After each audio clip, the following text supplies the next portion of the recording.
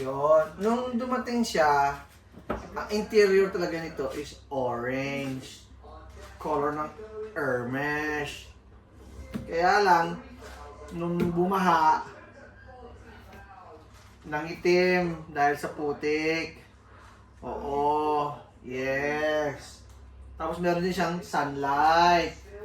Yes. Oo.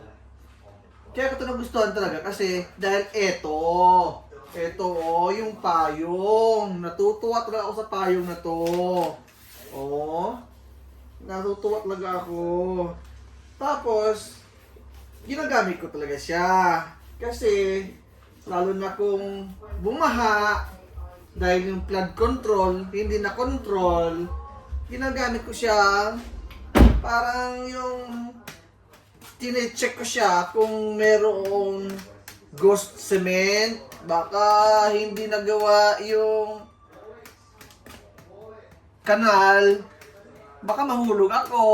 Oh, kaya natutuwa talaga ako sa payong na to. Oo, yes. Yan, dito siya, oh. Paano ba to? Yan. This Maya only in the Philippines. Yes. Oo.